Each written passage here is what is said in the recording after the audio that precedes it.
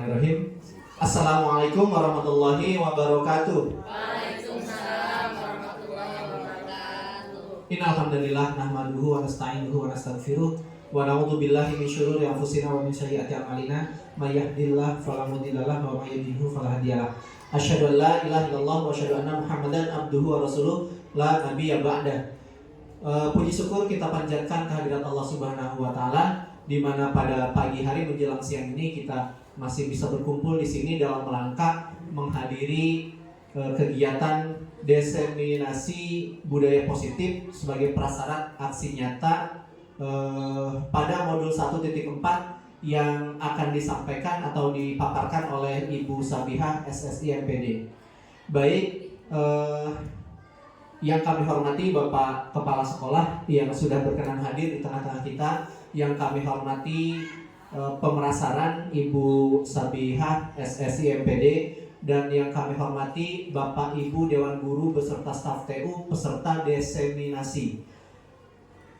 Kita untuk mengefektifkan waktu, kita buka saja diseminasi ini dengan sama-sama membaca lafaz basmalah. Bismillahirrahmanirrahim. Dan untuk berikutnya adalah sambutan, ya. Sambutan ini akan disampaikan oleh Bapak Kepala SMP Negeri 16 Kota Serang. Oleh karena itu, waktu dan tempat kami sediakan. Assalamualaikum warahmatullahi wabarakatuh. Waalaikumsalam. Puji syukur kita panjatkan kepada Allah Subhanahu wa taala yang sampai pada detik ini kita masih diberikan kesehatan, kenikmatan yang tidak bisa hitung kita satu persatu. Mudah-mudahan kehadiran Bapak Ibu sekalian dapat bermanfaat, khususnya dalam rangka mensupport dan mensukseskan rekan kita Ibu Sabihah yang akan melaksanakan atau melakukan kegiatan diseminasi budaya positif sebagai prasyarat aksi nyata modul 1.4. Kita ketahui bersama bahwa Bu Sabihah sekarang dalam proses CGP, yaitu calon guru penggerak. Dari awal saya sudah sampaikan bahwa rekan-rekan sekalian, semua dewan guru tak terkecuali diharapkan dapat mengikuti program pemerintah, yaitu untuk menjadi guru penggerak. Karena regulasi kita menuntut demikian, sehingga pada gilirannya nanti kita akan menjadi guru-guru yang profesional, dapat melaksanakan tugas sesuai dengan regulasi yang ada, yaitu khususnya berkaitan dengan kurikulum merdeka. Oleh sebab itu, sekali lagi saya ucapkan terima kasih kepada semua yang hadir di sini, peserta yang diundang untuk mengikuti diseminasi, yang nanti pada gilirannya rekan-rekan akan mendapat atau akan melalui tahapan-tahapan yang sudah dan sedang dilakukan atau dilaksanakan oleh Ibu Sabihah. Karena yang sudah lulus di SMP Negeri 16 itu baru 1 orang. Dari kurang lebih 38 guru baru 1 orang. Jadi kalau presentasinya masih sangat jauh. Tapi alhamdulillah pada angkatan 10 dan 11, Bu Sabihah angkatan 10 ya? Angkatan 9 juga lolos 1 orang. Ke depan angkatan 10 atau 11 kita bisa 5 orang. Nah, kegiatan ini atau perekrutan CGP selalu digaungkan baik melalui Dinas Pendidikan, khususnya disebarkan kepada seluruh sekolah yang ada di Kota Serang, yang tujuannya untuk memotivasi, merekrut sehingga guru-guru di Kota Serang, khususnya SMP Negeri 16, dapat mengikuti program pemerintah yaitu guru penggerak. Selain guru penggerak juga ada guru praktek, karena di situ ada fase-fase bagiannya. Yang pertama guru praktek itu karena batasannya biasanya faktor usia, sehingga dipilah-pilah ada guru penggerak, guru praktek, sekolah penggerak, kemudian kepala sekolah penggerak. Nah, supaya kita bisa menjadi goalnya sekolah penggerak, saya punya dasar pemikiran akan menjadi sekolah penggerak SMP Negeri 16 Kota Serang tidak akan terseok-seok manakala minimal 50% lah gurunya lulus guru penggerak. Tapi kalau guru penggeraknya baru 1 orang, kita daftar sekolah penggerak rasanya sulit. Oleh sebab itu dirintis dari sekarang, suatu saat pada gilirannya, karena sekolah itu akan ditargetkan oleh pemerintah semua menjadi sekolah penggerak. Nah, dari saat itulah kita mencicil dasar-dasar kita perlu kita persiapkan manakala suatu saat kita ditunjuk atau kita diberi mandat menjadi sekolah penggerak. Itu dituntut dari mulai kepala sekolah, guru, ya tentu tak saja tidak mengesampingkan dukungannya staf TU, karena semua di situ akan terlibat. Ya, staf TU itu biasanya dari kelengkapan administrasi dan lain sebagainya, bisa kita minta bantuan, dukungan, support tentang administrasi. Jadi sekali lagi pada kesempatan ini mari kita sukseskan kegiatan yang sedang dilaksanakan Ibu Sabiah sebagai calon guru penggerak.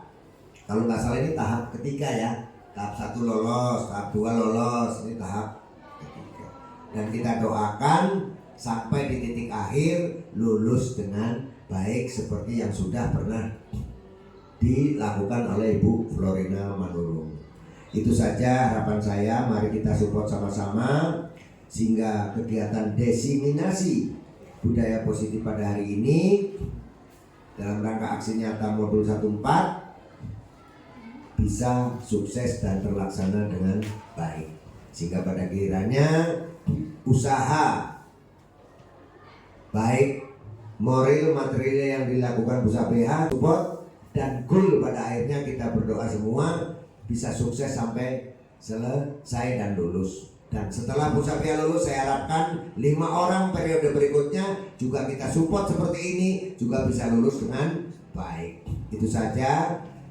Sekali lagi saya mengapresiasi seluruh rekan-rekan, khususnya Bu Sabiah. Kita doakan semoga sukses sampai apa yang diharapkan baik oleh sekolah, khususnya Bu Sabiah maupun pemerintah Kota Serang. Akhir kata, bila taufik wal hidayah, wassalamualaikum warahmatullahi wabarakatuh.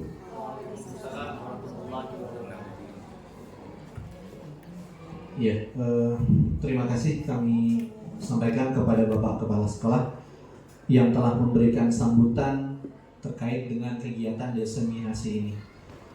Baik,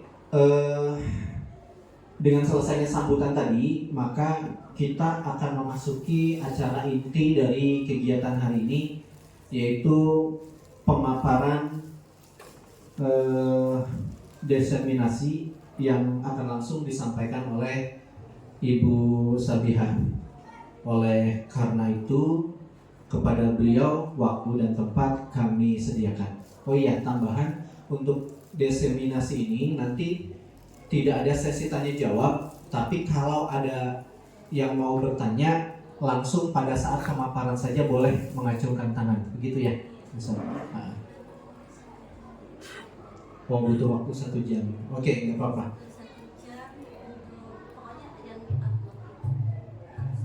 Baik, silakan Bu Sabiah. Assalamualaikum warahmatullahi wabarakatuh.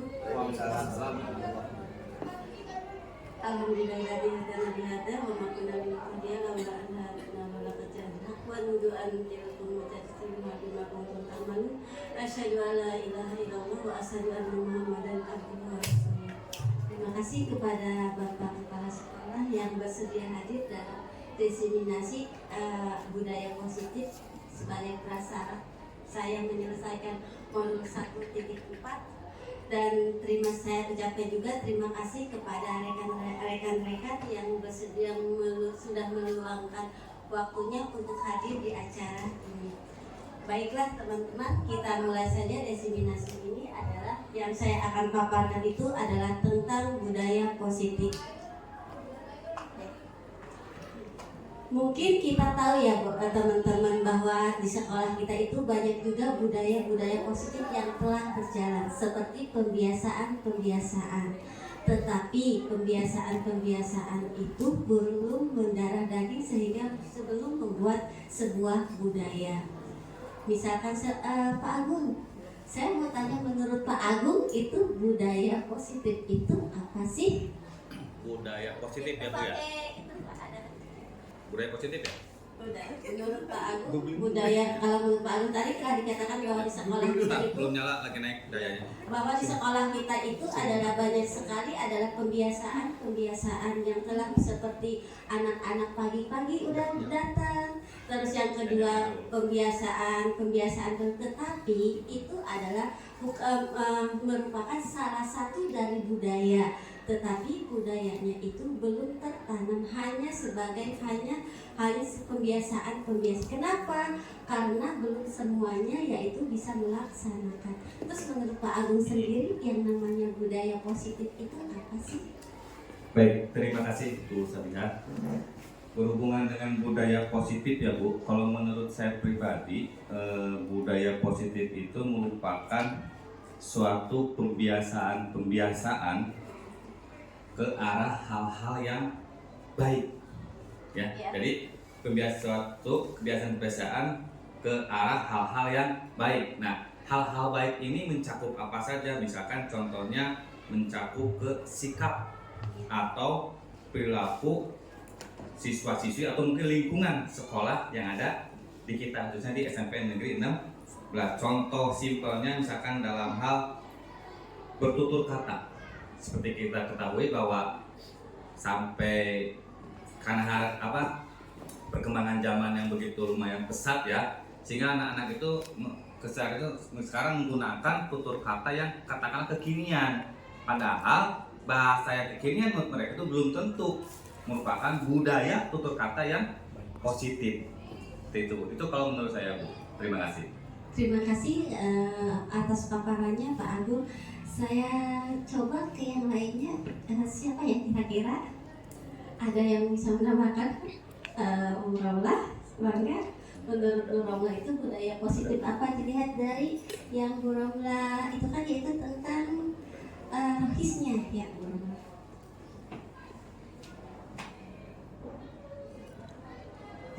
Oke. Terima kasih Ustaz atas pertanyaannya. Mungkin kalau menurut saya sangat setuju dengan apa yang dipaparkan oleh Pak Agung, bahwa budaya positif adalah mungkin suatu good habitual. Jadi suatu habit yang baik, yang mana di sekolah kita mungkin secara tidak langsung ada beberapa hal yang sudah diterapkan, dan mungkin seperti yang Bu Sab katakan tadi bahwa belum membudaya karena ini masih proses.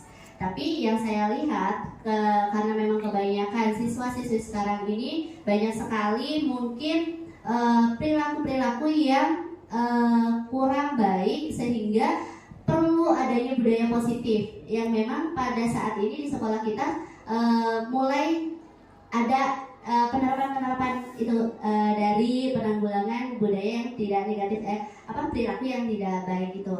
Jadi mungkin banyak sekali yang harus dilakukannya itu ya tadi lebih kepada pembiasaan atau kebiasaan yang rutin secara kontinu untuk hal-hal yang lebih baik lagi. Seperti itu mungkin ya Bu. Saya sangat setuju dengan Pak Bu.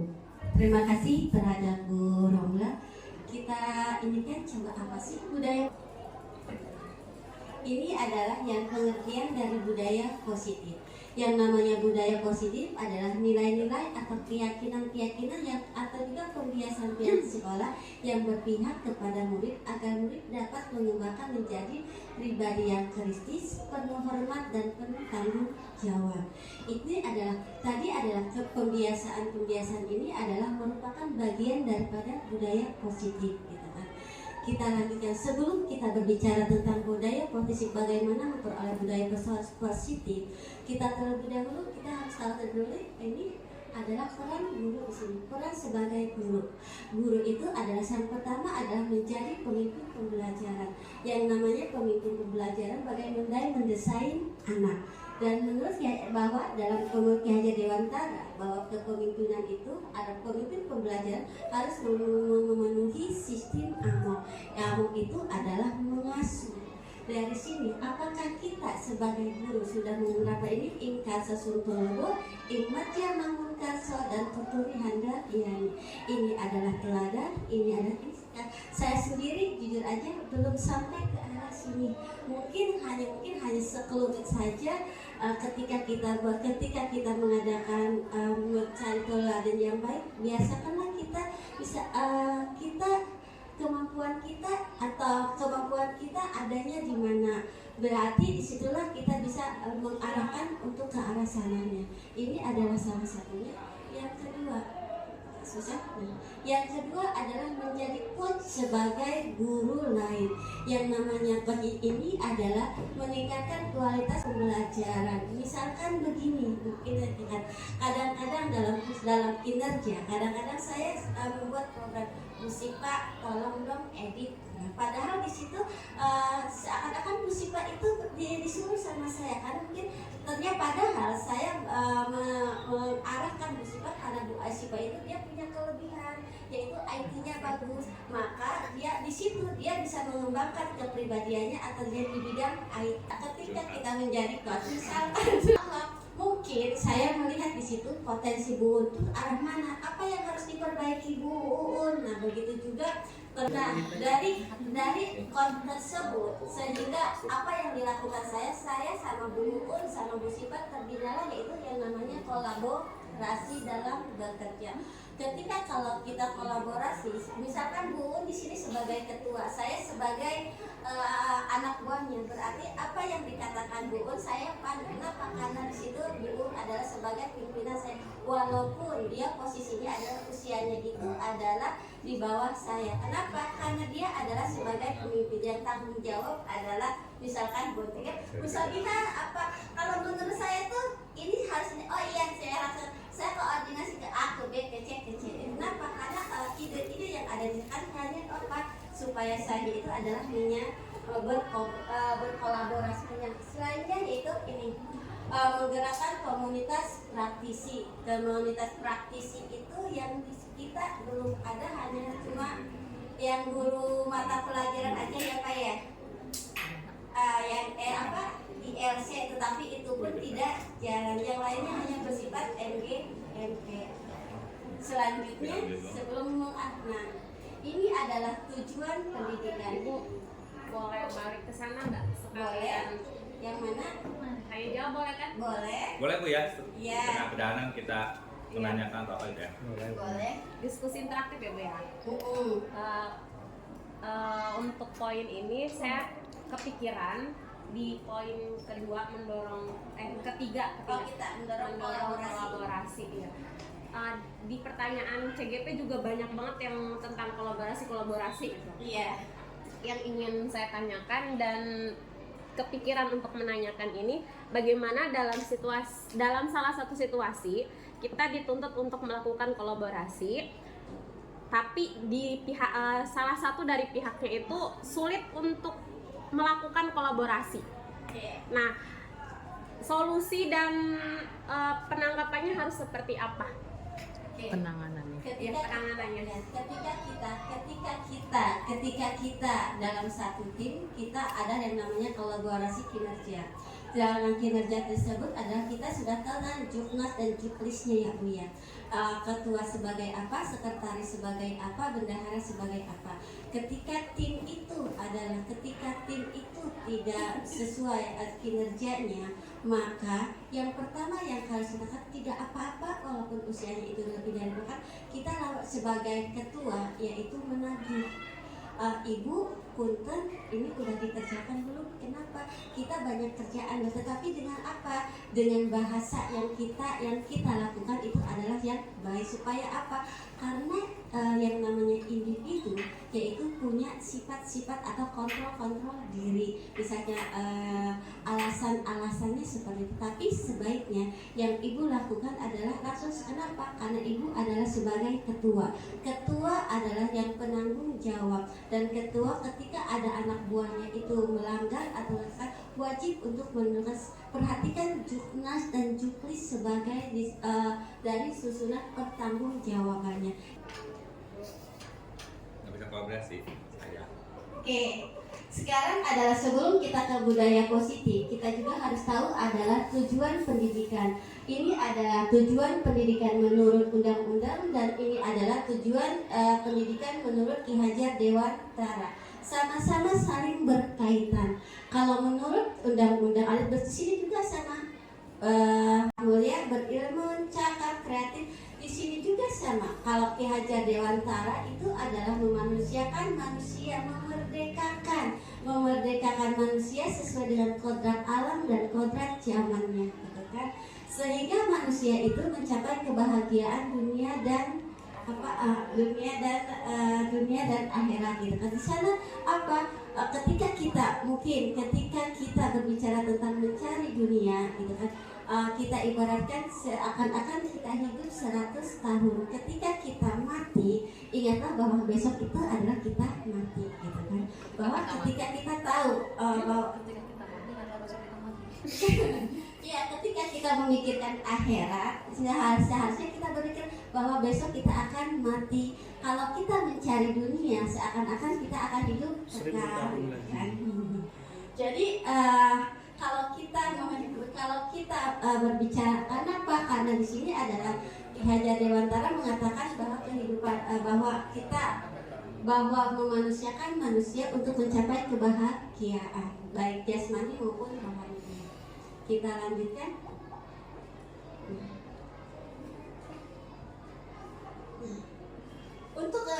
Untuk mencapai tujuan tersebut, kemarin kita telah berbicara tentang kalimat rumpang, yaitu untuk mengkolaborasikan antara budaya positif yang ada di sekolah dengan visi dan misi yang ada di sekolah. Jadi kalimat rumpang ini adalah untuk menggali yaitu nama visi misi sekolah. Sedangkan dalam kalimat rumpang itu tertanam yaitu profil pelajar Pancasila. Di sini profilnya adalah berdimensi berketuhanan dan berakhlak mulia, mandiri, kritis, kreatif, gotong royong, dan beraneka global. Nah, ini adalah visi misinya. Sedangkan dalam visi misi sekolah didampingi dengan yaitu yang namanya perubahan. Nah, ini adalah prakarsa perubahannya. Untuk mencapai prakarsa perubahan, kita harus yaitu tentang masalah budaya positif. Nah, di sini untuk mewujudkan budaya positif, kita harus tahu dulu yaitu apa itu. Yang pertama adalah disiplin positif, nilai kebajikan universal, teori motivasi, hukuman dan penghargaan, serta restitusi dan keyakinan kelas. Di sini adalah keyakinan kelas, bukan peraturan kelas. Kalau keyakinan berarti peraturan yang telah tertanam. Kalau peraturan adalah hanya peraturan, ada konsekuensinya. Terus kita ke disiplin positif. Nah, kalau berbicara tentang disiplin, saya bertanya lagi nih, apa sih itu yang namanya menurut pasar, apa sih yang namanya disiplin? Kalau menurut saya pribadi, disiplin itu menjalankan sesuatu yang memang sudah diharuskan. Seperti contoh, kalau kita dalam bekerja sebagai guru, ya kita datang ke ke sekolah ya tepat waktu, artinya sebelum pelajaran dimulai. Dan mengajar pun kita menggunakan yang namanya kalau dulu itu RPP ya. Jadi mengajar sesuai rencana. Artinya pokoknya kita melaksanakan kehidupan itu sesuai aturan. Itulah disiplin. Terima kasih. Terima kasih Pak Sahrul. Terus Bu Eis, menurut Bu Eis apa sih yang namanya disiplin? Saya Bu Eis. menambahkan Bu ya. Oh, enggak. Ya. Kalau menurut saya disiplin itu merupakan suatu, menurut bahasa Indonesia yang saya pahami itu adalah dari kata tata tertib atau dari ketaatan ya Pak ya. Ya. Ya, dari ketaatan. Jadi kalau misalkan kita artikan apa itu disiplin, itu merupakan suatu pelatihan yang membuat kita atau orang lebih bersedia untuk mematuhi atau mampu untuk, nah ini kata kuncinya, untuk mampu mengendalikan diri. Oke. Mengendalikan diri. Ya, disiplin adalah mampu untuk mengendalikan Kan diri, betul. Contohnya tadi kata Bang Ustaz, kalau kita misalkan mampu mengendalikan diri, salah satu contohnya jam sekolah masuk absen aja ya, maksimal pukul 7. Maka kita mau nggak mau kita berusaha untuk mengendalikan diri kita gimana caranya datang sebelum pukul 7 dan itu pun dengan jam pulangnya. Jadi kita mampu mengendalikan diri kita itu. Terima kasih. Ada yang mau menambahkan Bu Eha? Menurut Bu Eha apa sih disiplin itu? Disiplin, kalau misalkan berbicara disiplin berarti kan menaati peraturan-peraturan yang sudah ada. Jadi yang menurut Bu Eha adalah yang namanya disiplin itu adalah menaati peraturan. Kita lihat apa sih disiplin itu? Yang namanya disiplin itu adalah tadi dikatakan betul kata Pak Sahrul dan ditambahkan juga sama Pak Agung bahwa yang namanya disiplin itu adalah ketaatan, ketertiban atau juga tanggung jawab.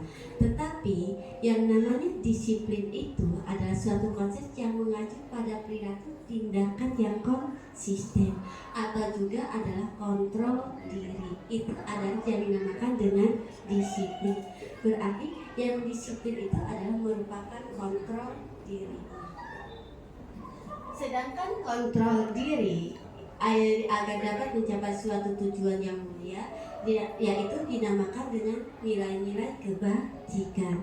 Nilai-nilai kebajikan itu adalah di sini adalah tujuannya, yaitu ingin mencapai tujuan setiap individu. Kita lanjutkan. Ini adalah nilai-nilai yang kebajikannya, yaitu nilai-nilai kebajikan yang diyakini dan disepakati bersama. Yang pertama adalah profil pelajar Pancasila. Ini adalah di primary program 9 pilar karakter, petunjuk seumur hidup dan karakter hidup. Ini adalah the project. Ini adalah berikut ini adalah nilai-nilai kebajikannya. Tadi telah dikatakan ada budaya positif, ada nilai-nilai kebajikan. Di sini adalah profil Pancasila sudah mendarah daging. Sudah tahu ini adalah sikap toleransi, ini ada rasa hormat, mandiri. Nah, karena budaya nilai-nilai kebajikan itu ada berkaitan dengan budaya, ada berkaitan dengan adat, ada berkaitan dengan ini, maka dinamakan dengan nilai-nilai kebajikan yang universal. Di sini ada kreativitas, ada percaya komitmen dan sebagainya. Ini adalah salah satunya. Ini adalah 9 karakter: cinta Tuhan, kemandirian, kejujuran, hormat, santun, dermawan, percaya diri. Mungkin di dalam diri kita juga ada yang dinamakan ada tentang nilai-nilai kebajikan. Kita lanjutkan. Ini adalah petunjuk seumur hidup yang keempat, nilai-nilai kebajikannya. Yang pertama mungkin di sini ada dapat dipercaya. Nah, harus terdengar yang aktif, tidak merendahkan orang lain, memberikan yang terbaik pada diri sendiri, gitu kan. Seperti itu. Bisa bersahabat, bisa kebaikan, bisa kehormatan, bisa kesabaran, bisa berorganisasi, dan bisa juga adalah pemecahan masalah. Ini adalah The Creative Project. Itu proyek nilai-nilai kebajikan. Ini ada peduli, rajin, integritas, rasa hormat.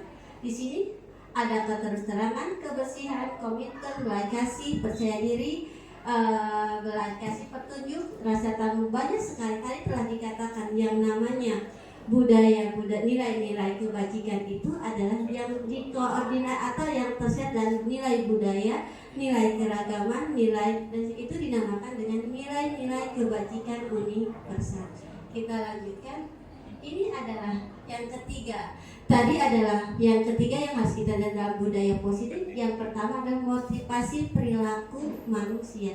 Ternyata motivasi itu ada tiga, yaitu yang pertama ketika kita termotivasi, ternyata yang satu untuk menghindari hukuman karena ketidaknyamanan. Saya takut gitu kan. Ketika anak pun juga sama, ketika mereka takut maka termotivasi untuk menghafal gitu. Takut gurunya, takutnya. Yang kedua adalah untuk mendapatkan imbalan.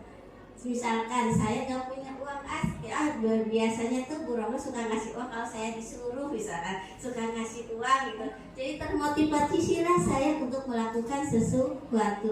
Dan yang ketiga adalah yang ketiga menjadi diri sendiri. Ketika menjadi diri sendiri itu ada termotivasi, kita punya kewajiban untuk melakukan hanya itu adalah untuk diri kita, kebaikan untuk diri kita sendiri, bukan untuk mendapatkan takut punya hukuman, takut juga atau juga ingin mendapatkan imbalan. Kita lanjutkan. Nah, di sini ada kata-kata yaitu untuk termotivasi kalau takut kena hukuman. Yang pertama ada biasanya ada kata-kata ini. Kalau apa yang akan saya terjadi apabila saya tidak melakukannya, berarti ini adalah takut dihukum. Yang kedua adalah apa yang akan saya dapatkan apabila saya melakukannya, berarti ini ingin mendapatkan hadiah. Yang ketiga itu adalah apa yang terjadi orang seperti apa yang akan saya lakukan, berarti di sini ada rasa tanggung jawab dan nilai-nilai yang kita miliki adalah untuk kebaikan diri kita sendiri. Kita lanjutkan. Nah, ini adalah tadi ternyata dalam kita berbicara tentang hukuman. Nah, yang pertama adalah yang namanya hukuman itu adalah bersifat tidak terencana. Yang namanya hukuman, kita menghukum ke anak itu adalah tidak terencana atau tiba-tiba, hanya satu arah. Hukuman yang biasa diberikan bisa berupa fisik atau psikis ya. Kita juga sering kan anak-anak suka menghukum temannya sendiri. Kadang-kadang juga kita menghukum murid kita sendiri, yaitu berarti yang namanya hukuman itu adalah bersifat tiba-tiba. Nah, yang kedua adalah disiplin dalam berbentuk konsep tadi hukuman. Sekarang kita berbicara tentang disiplin. Yang namanya disiplin itu ada konsekuensinya, berarti sudah terencanakan dan sudah disepakati. Yang kedua adalah sudah dibahas dan disetujui oleh guru dan murid. Yang ketiga, murid tetap dibuat tidak nyaman untuk jangka panjang. Yang keempat, memberikan berdasarkan suatu data yang umumnya dapat diukur.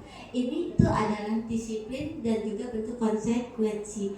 Kalau yang sering saya lakukan itu adalah ketika saya membuat peraturan kelas, saya berusaha kepada anak, yaitu ini adalah peraturannya, ini adalah konsekuensinya. Kenapa? Karena dari namanya aturan dan hukuman itu nanti ke arahnya akan menjadi sebuah budaya. Kenapa? Karena di situ atau budaya atau juga keyakinan kelas. Kenapa? Karena yang namanya anak itu tetap harus ada peraturan, harus ada konsekuensinya. Yang selanjutnya, nah ini mungkin saya akan bertanya nih kepada Bapak Ibu yang hadir di sini, kira-kira dari nomor 1 sampai nomor berapa ini, apakah hukuman atau tindakan? Pak Akbar, menurut Pak Akbar, nomor 1 itu adalah hukuman atau konsekuensi? Hukuman. Adalah mencatat 100 kali di dalam buku, saya tidak akan terlambat lagi karena terlambat ke sekolah. Hukuman atau konsekuensi? Konsekuensi. telah dikatakan bahwa yang namanya konsekuensi itu adalah ada dua arah. Anak udah tahu belum? Ketika kita menghukum seanak itu, kalau konsekuensi, anak itu harus udah tahu bahwa anak itu apabila telat maka saya akan ini. Tetapi di sini adalah mencatat 100 kali di dalam buku kalimat saya tidak akan terlambat lagi karena terlambat ke sekolah. Hukuman atau konsekuensi? Adalah hukuman karena di sini adalah satu arah. Yang kedua, pasar punten. Yang kedua, lari mengiringi lapangan basket 2 kali karena terlambat hari ke sekolah juga sama. Apakah hukuman atau konsekuensi? Konsekuensi. Iya, maka pasti. Tadi telah dikatakan yang namanya konsekuensi itu adalah dua arah. Anak telah mengetahui. Ini udah mengetahui belum? Nah, misalkan begini, si A terlambat sekolah, tapi udah tahu peraturan dari sekolah itu, dan peraturan sekolah itu bahwa konsekuensinya kalau telat itu adalah harus lari. Jadi yang namanya hukuman itu satu arah, anak itu tiba-tiba. Kalau konsekuensi itu adalah sebelumnya yaitu sudah ada peraturan terlebih Ini dahulu. anaknya tahu belum ini? Iya, saya tanyakan, ini menurut Bapak itu adalah ini hukuman atau konsekuensi kalimat tersebut? Konsekuensi. Hukuman. Konsekuensi. Ada kalau misalkan itu adalah kalau itu adalah konsekuensi berarti harus ada peraturan dari sekolah. Jadi semua anak yang terlambat sekolah itu harus mengiringi tanpa kecuali. Apakah ada di peraturan sekolah kita? Berarti ini adalah hukuman. Siapakah yang sering menghukum? Pak Iwan. Nah, begitu juga nih. Coba nih, nomor berapa ya? 6. Nomor 6. Berdiri di depan kelas sambil ngangkat satu kaki dan tidak bisa menjawab pertanyaan. Oh, itu hukuman juga. 7. Nomor 7. Nah, kehilangan 10 menit jam istirahat untuk mengerjakan tugas karena terlambat datang dan tinggal belajar selama 10 menit. Ini konsekuensi atau hukuman? Ini adalah konsekuensi karena sudah tahu. Jadi yang namanya hukuman itu adalah satu arah. Yang namanya konsekuensi berarti anak telah tahu.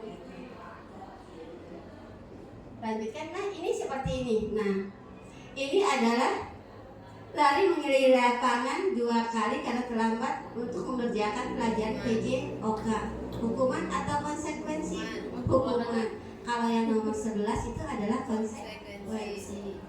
Jadi kita bisa membedakan ini ada yang sekarang itu yang keempat ya. Yaitu kita berbicara tentang restitusi. Nah, yaitu ya tadi telah dikatakan bahwa ada yang namanya hukuman, ada yang namanya konsekuensi, dan ada yang namanya itu restitusi. Yang namanya restitusi itu adalah seperti mengembalikan ke asalnya. Misalkan begini, anak itu telah tahu bahwa dia itu bersalah. Itu adalah dan dia apa yang dia akan lakukan, dia tahu dan menyadarinya. Jadi yang namanya restitusi itu menggali potensi atau menggali dirinya sendiri supaya dia sadar bagaimana mengatakannya seperti itu. Jadi di sini ada restitusi itu adalah proses kolaborasi yang mengajarkan murid untuk mencari solusi dari permasalahannya tersendiri. Berarti mereka yang misalkan ada yang mecahin kaca, kamu tahu kan itu kaca itu. Jadi kita digali anaknya itu supaya apa yang harus dia lakukan dan dia dengan sadar diri akan bertanggung jawab apa yang telah dia lakukan. Itu adalah semacam restitusinya. Nanti kita akan bicara. Nah, ini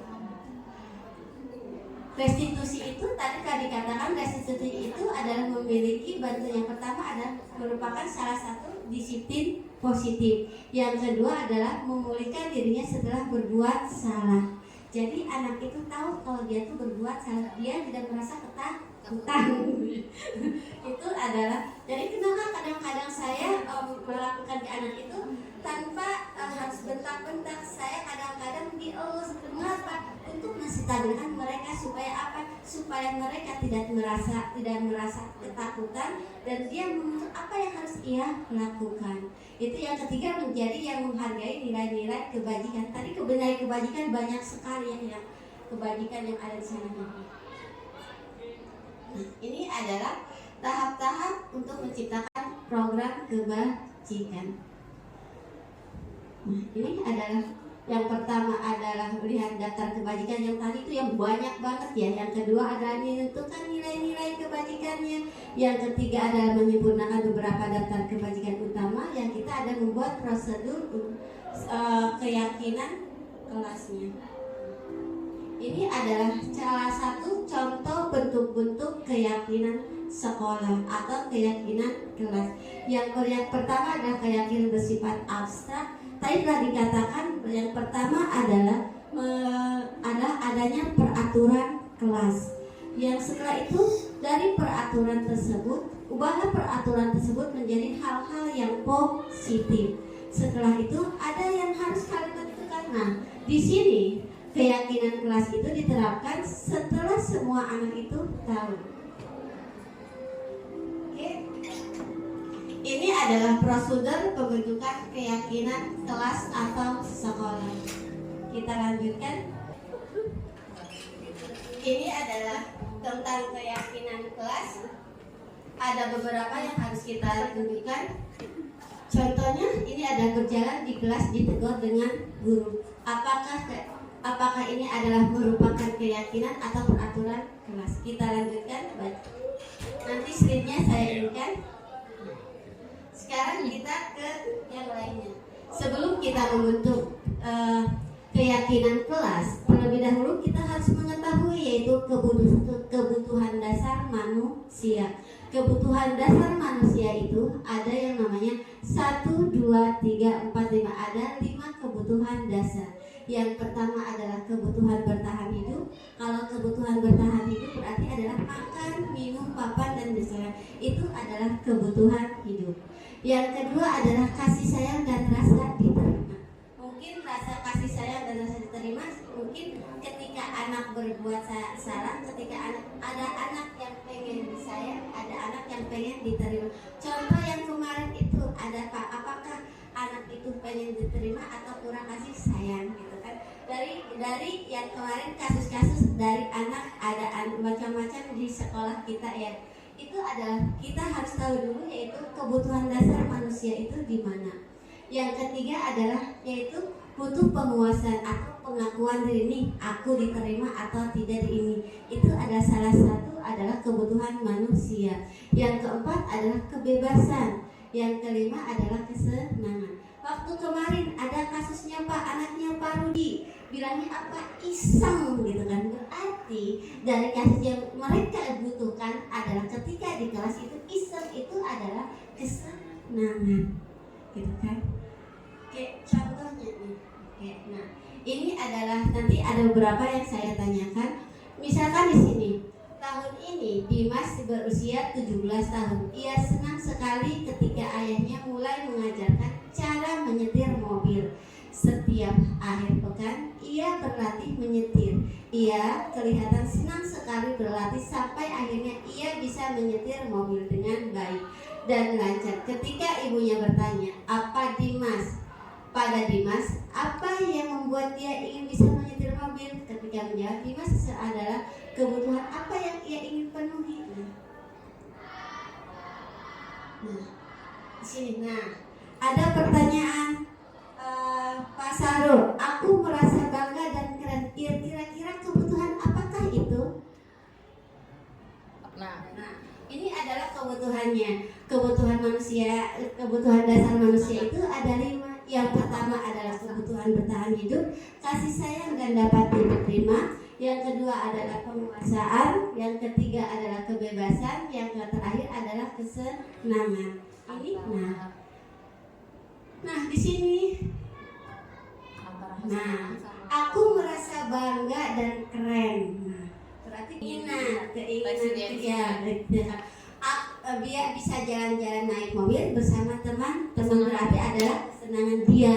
Yang ketiga, aku senang bisa pergi ke tempat-tempat yang aku sukai, berarti bebas. Yaitu yang ketiga, menyetir itu adalah seru, berarti adalah tadi apa? Udah itu Senang.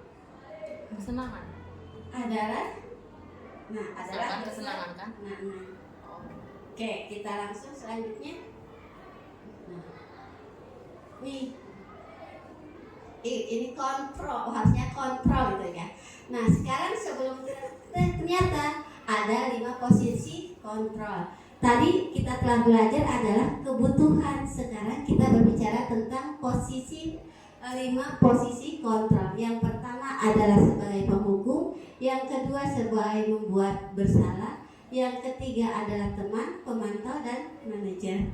Di sini adalah biasanya kalau penghukum itu biasanya bentak-bentak gitu dan melotot itu ada seperti itu.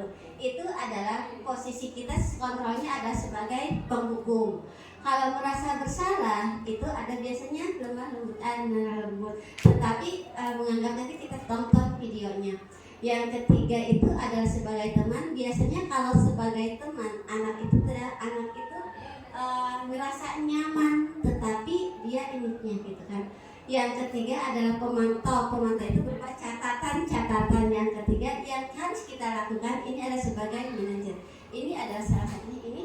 Nah, kalau sebagai penghukum, sebagai penghukum adalah biasanya mempergunakan fisik atau verbal. Yang kedua ada biasanya ini sudah awas kamu selalu salah Secara fisik ini itu itu patuhilah aturan saya atau awas ya. Kan biasanya Pak Agung ya, awas kamu ya kalau enggak menurut sama saya, awas kamu ya, berarti Pak Agung itu ada sebagai penghukum.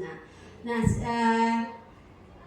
berarti di sini yang namanya sebagai penghukum yaitu adalah nada suaranya tinggi, bahasa tubuh, matanya melotot gitu kan, jari-jarinya menunjuk, itu adalah siapa tuh tunjuk gitu tuh, itu adalah sebagai penghukum. Dan hasilnya dari kita sebagai kontrol diri sebagai penghukum yaitu mungkin anak-anak akan merasa marah, dendam. Nah, ini adalah yang hasil dari pembuatan kita di sekolah itu. Kalau kita guru sebagai penghukum, maka anak-anak akan merasa marah dan merasa dendam. Nah, yang kedua ini adalah biasanya ini membuat merasa bersalah. Biasanya ini kalimat ibu sangat kecewa ke kalian. Biasanya musibah kemarin seperti itu ya, musibah ke anak-anak musibah. Ibu memarah sama kalian gini lagi. Berarti musibah itu di kelasnya membuat merasa bersalah.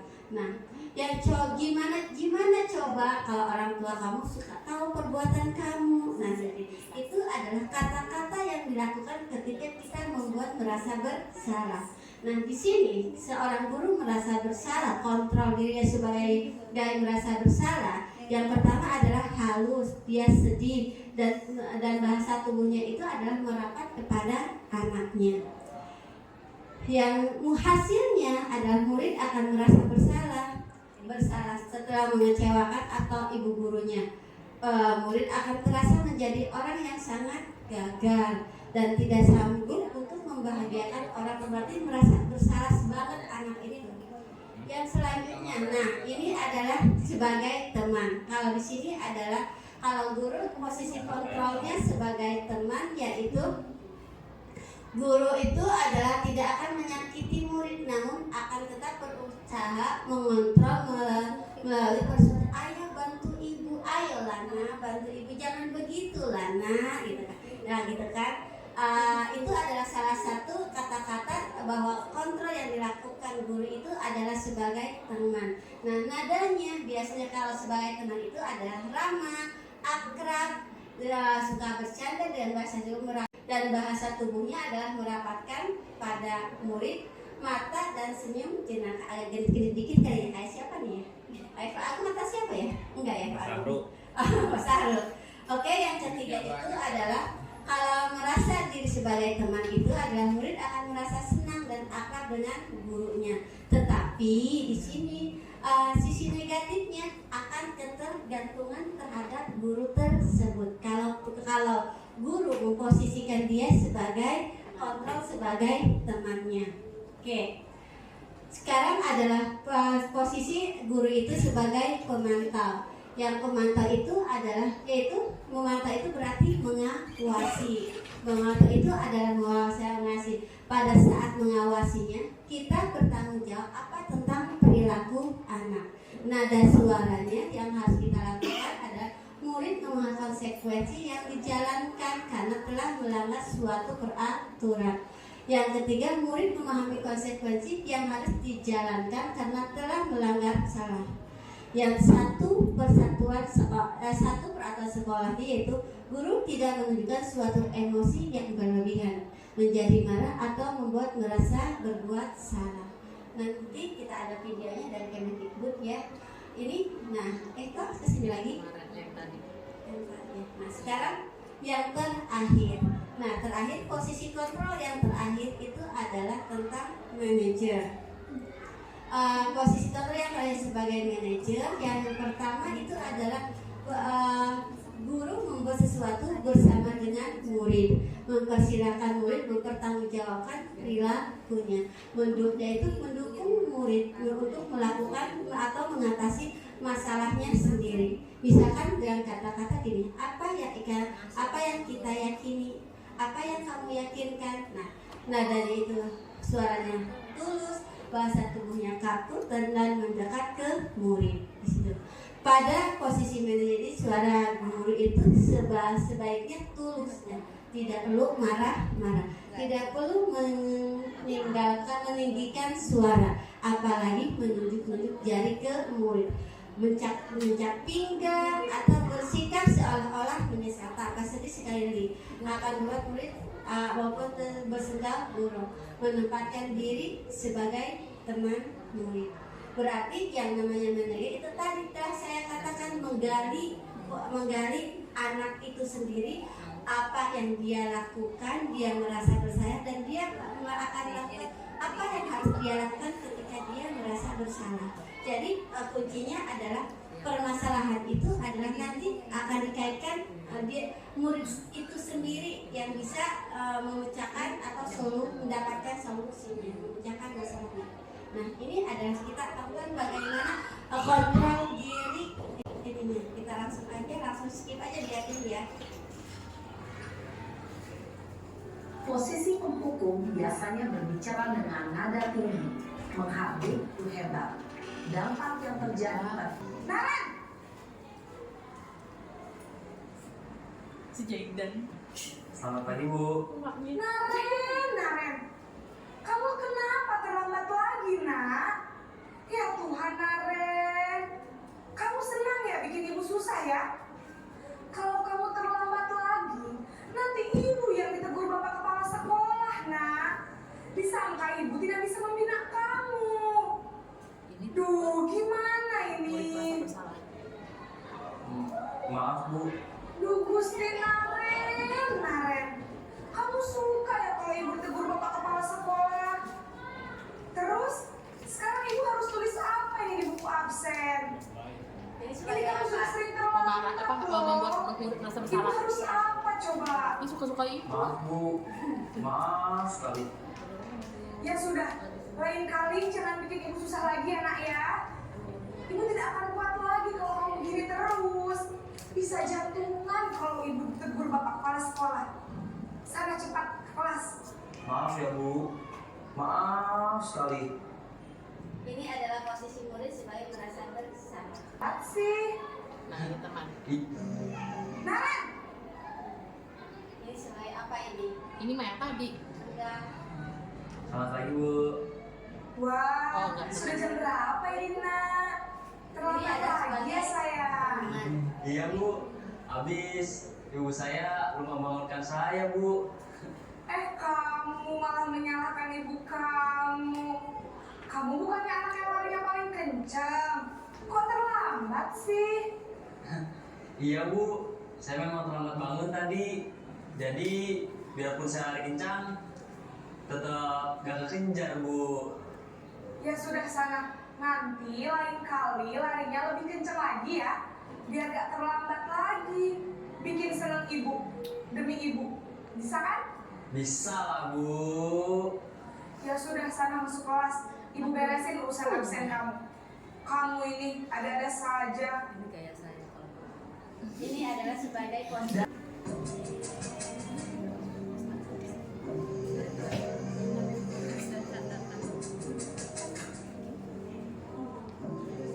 suaranya kayak suara sinetron. Naren!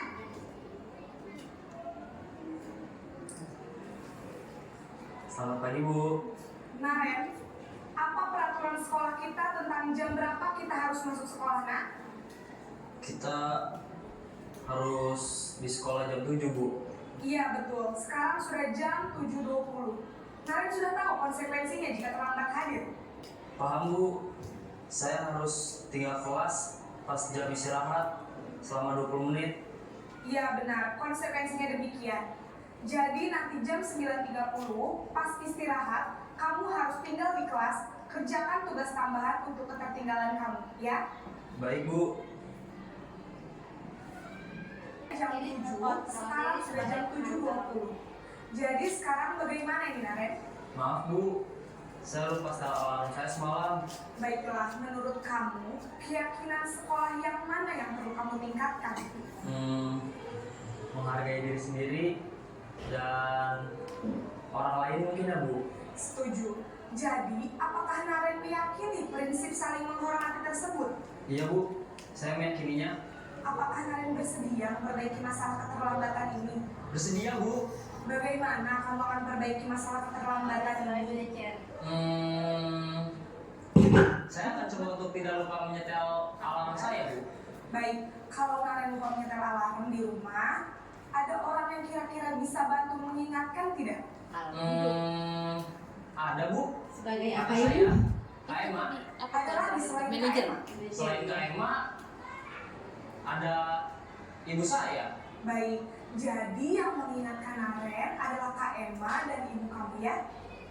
Kira-kira akan mulai set alarm kapan nih Naren? Setelah pulang sekolah, akan segera saya lakukan.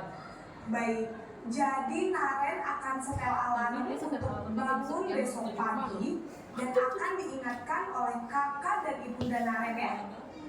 Ada lagi yang mungkin perlu dilakukan Naren agar tidak terlambat bangun lagi? Tidak ada Bu. Baik Naren, terima kasih untuk kerjasama kamu. Sekarang kamu perlu kembali ke kelas untuk belajar. Baik Bu, terima kasih. Kalau ini adalah contoh sebagai teori kontrolnya. Contohnya, kita semua akan melakukan hal yang terbaik yang bisa kita lakukan. Semua memiliki alasan. Yang ketiga adalah kita semua memiliki motivasi internal. Jadi bukan motivasi eksternal. Berarti motivasi yang ada dalam dirinya sendiri. Kan? Contohnya ini berbuat salah itu tidak apa-apa. Kan? Tidak ada yang sempurna. Ketika sebagai manajer ada mungkinnya kata-kata seperti itu, dan ketika memiliki alasan padahal kamu sudah melakukan yang lebih buruk dari ini kan? Mungkin ini adalah salah satu positif teori kontrol. Nah, ini adalah tadi kita lakukan, ini ada contoh ketika kita melakukan anak itu salah, apa yang harus kita lakukan? Yang harus kita lakukan itu adalah mempraktikkan segitiga restitusi. Yang harus kita lakukan ini ketika yang pertama adalah menstabilkan identitas dengan kata-kata lain yang validasi tindakan yang salah. Dan sisi yang ketiga adalah menanyakan keyakinan. Ibu dan bapak guru beri Mana? ya, saya sebenarnya sangat menghargai orang lain. Ini adalah contoh untuk menanyakan keyakinan kelas dari sini. Menurut Bapak? Ini adalah praktek segitiga restitusi. Yang pertama adalah kestabilan identitas. Yang kedua itu adalah Sudah lama ketemu Sarah. Kenapa hari ini ada di sini? menstabilkan Kesel identitas. Pak, kesel banget. Masa aku dikatain tukang fitnah Pak? Ya aku marah lah. Aku balik katain Eka di depan kelas. Kesel banget gue. Oh begitu. Ya pasti kamu marah dan kesal. Bapak juga akan marah apabila ada yang menuduh Bapak seperti itu. Kemudian pada saat itu kamu mau melakukan apa? Ya saya langsung ngatain Eka lah Pak. Kesel banget. Saya bentak-bentak dia depan teman-teman lain. Oh begitu. Pasti kamu melakukan seperti itu karena suatu alasan tertentu kan? Iya lah, saya diam saja Pak. Ya saya bela diri lah. Saya dituduh tukang fitnah. Ya wajar lah. Mempertahankan harga diri itu sesuatu yang penting buat kamu. Untung kamu tidak bertindak membuat gagal lagi. Hanya membentak-bentak. Iya Pak. Untung saya masih bersabar dan hanya membentak saja. Sudah gemes padahal. Saya pasti bela diri lah. Ya pasti ya. Tapi kamu memilih untuk tetap bertahan dan bersabar. Kamu memilih untuk tidak berbuat lebih parah lagi. Iya. Nah, sekarang coba kita lihat lagi tindakan kamu yang bentak-bentak Eka di kelas. Tindakan kamu itu kira-kira sesuai dengan keyakinan kelas atau prinsip kamu tidak? Enggak lah Pak. Capek Pak jadi marah. Jadi keyakinan atau prinsip mana yang kurang sesuai dengan keinginan kamu? Ya, saya sebenarnya sangat menghargai orang lain. Mungkin saat itu saya menjadi emosi, jadi tidak menyimpan sikap itu. Kamu meyakini tidak? Menghargai orang lain itu penting buat kamu? Yakinlah Pak. Iya, setuju. Kita harus saling menghargai. Namun ada juga menghargai berarti adanya yang nilai-nilai kebajikan. Apabila kita sedang marah, bukan? Ya, saya bisa lebih proaktif, mulai dengan diri sendiri. Saya bisa jadi lebih bersabar, menganggap jeda untuk berpikir mau apa selanjutnya. Kira-kira kamu bersedia memperbaiki masalah ini tidak? Sedia Pak. Kalau kamu memperbaiki masalah ini, kamu akan menjadi orang seperti apa? Saya akan menjadi orang yang bertanggung jawab kali ya Pak. Dan senantiasa proaktif. Iya. Menurut kamu, bagaimana rasanya menjadi orang seperti itu? Ya nyaman lah, bangga bisa bersabar dan menahan diri. Baiklah kalau begitu. Yuk kita pikirkan bagaimana memperbaiki masalah ini.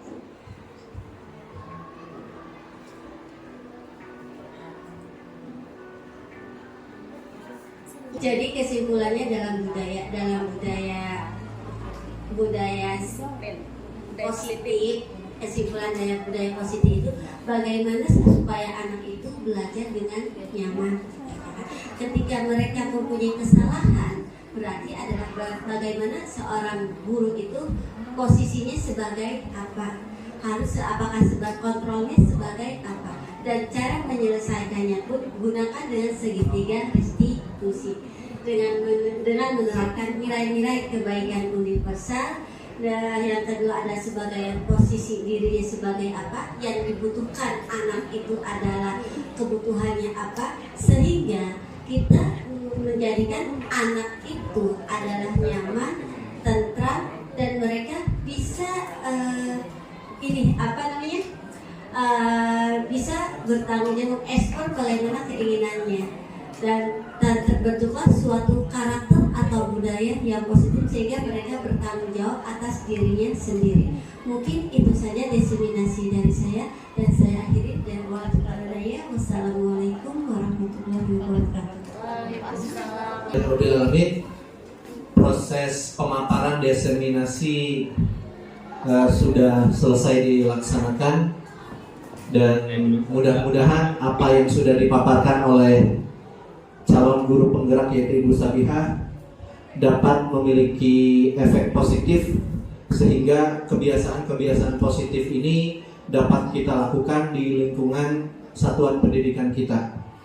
Baik Bapak Ibu guru sekalian, karena waktunya sudah siang, oleh karena itu kita sampai pada acara penutup, dan untuk penutup ini marilah kita sama-sama membaca lafaz hamdalah. Alhamdulillahirabbil alamin. Sebelum ditutup nanti setelah penutupan nanti kita ada sesi foto bersama ya. Baik, saya selaku pemandu acara mohon maaf apabila ada kesalahan. Saya akhiri billahi taufik wal hidayah. Wassalamualaikum warahmatullahi wabarakatuh.